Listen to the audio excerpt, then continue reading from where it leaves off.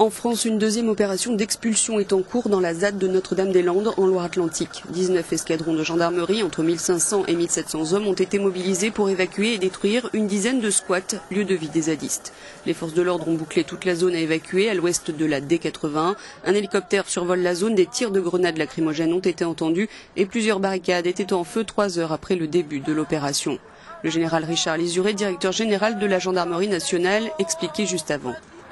Tous ceux qui sont dans une logique de régularisation, qui ont déposé un dossier qui a été validé ou qui est en cours d'étude, ne sont pas concernés par l'opération. Sont concernés uniquement tous ceux qui n'ont pas souhaité déposer des dossiers ou se mettre en règle avec l'état de droit. Aujourd'hui, donc j'ai également transmis la liste à mes interlocuteurs ici, de manière à ce que les choses soient claires, que tous ceux qui sont en phase de régularisation ne soient pas inquiets, et que tous les autres qui ne sont pas en phase de régularisation sachent qu'effectivement ils ont vocation à être expulsés.